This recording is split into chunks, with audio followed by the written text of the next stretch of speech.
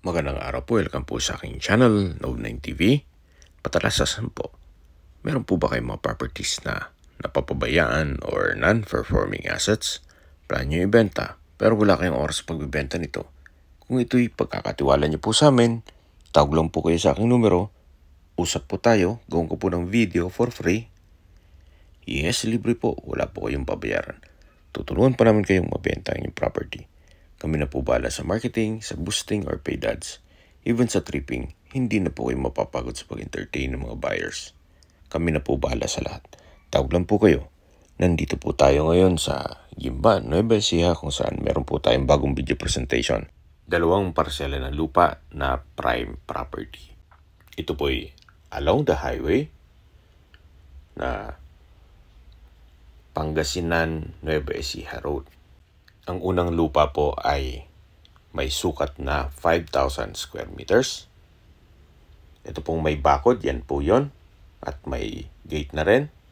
Patag na patag po ang lupa, kaya usable po lahat. Wala pong masasayang.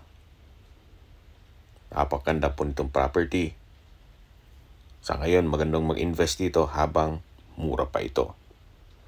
Binebenta po ito ni owner sa halagang 5,000 pesos per square meter. Ang kabuang sukat ng lupa po ay 5,000 square meters. Kaya kung meron po kayong negosyo dito sa area na pwedeng gawin ng garahe ng truck o gawing warehouse o di kaya'y branch na inyong negosyo, pwede na po ito. Tungkol naman po sa documents po nito, ito po ay titulado, buhay po ang may-ari, kaya wala po kayong magiging problema sa documentation or sa transfer ng title. Dito po sa area ay may tubig, kuryente at internet provider na rin. Hindi lang po natin mapasok, hanggang tanaw lang muna tayo, gawa ng nakasarado po ang gate. So mula po dito hanggang sa dulo ay patag na patag po yan. Hindi nyo na po kailangang magtambak. Okay, habang pinagmamasdan niyo po ito, pag-usapan na natin ang distance, location at travel time. Mula po sa TPLX, Pura exit, ang distance is 20 kilometers at ang travel time is 28 minutes. Mula naman po sa bayan mismo ng Gimba, Nueva Ecija, ang distance is 2.4 kilometers at ang travel time is 4 minutes. Mula naman po sa Gimba General Hospital, ang distance is 3.4 kilometers at ang travel time is 7 minutes. Yan po yung lagi kong binabanggit sa inyo na dapat yung i-consider sa paghanap ng property, yung meron pong malapit na hospital.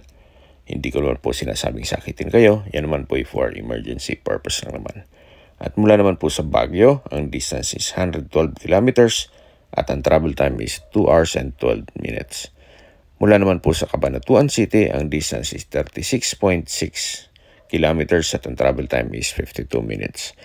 Kung manggagaling naman po sa Clark International Airport, ang distance is 73 kilometers at ang travel time is 1 hour and 12 minutes.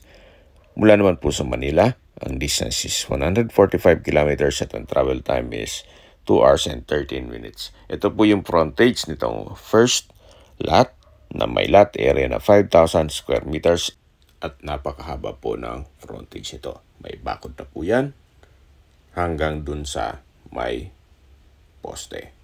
Ang presyo po nito ay 5,000 pesos per square meter.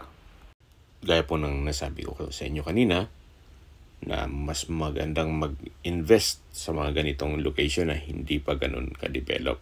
Kung medyo busy pa naman kayo sa inyong trabaho, pwede naman po kayong mag-land banking muna. Mas malaki po ang kita sa real estate business kaysa natutulog ang pera nyo sa bangko.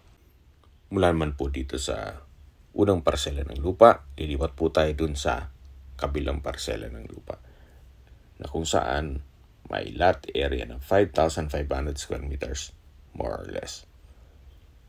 So, mga ilang kilometro lang naman po yon mula po dito sa first lot. Samahan niyo po ako, lipat po tayo. So nandito na po tayo sa kabilang parsela ng lupa. Napaganda din po ng lokasyon. Wala lang itong bakod pero patag na batag naman po. May lot area po ito na 5,564 square meters to be exact. Ito po ay titulado, buhay po ang may-ari, kaya wala po kayong magiging problema sa documentation or sa transfer ng title.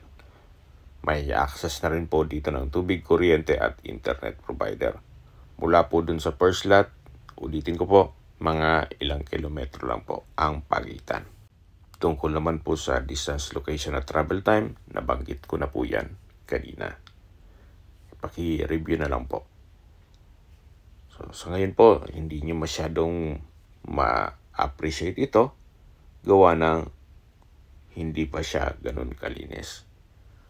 Pero once na napag-aralan nyo itong lokasyon na along the highway, malamang you might consider this property.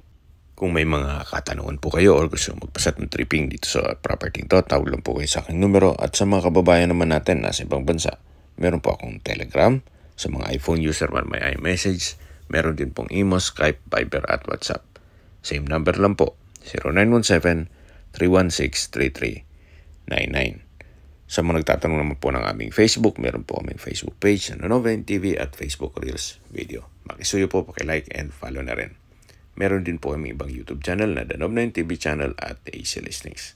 Sana po naibigyan yung aming video presentation. Pakilike and subscribe na po sa aking channel para ma-update din po kayo sa aking future listings. Kung sakali po hanap niyo yung mas malaking sukat ng lupa, meron din po kami ibang listings na pwede niyong pagpilian. Huwag po kayong mag-atubiling tumawag sa amin, then let us know your budget para malaman namin kung anong property pwede namin i-alok sa inyo. Sa lahat pong viewer, subscriber at nagtiwala po sa amin, salamat po sa suporta. Ingat po kayo lagi at yung pamilya. Maraming salamat po.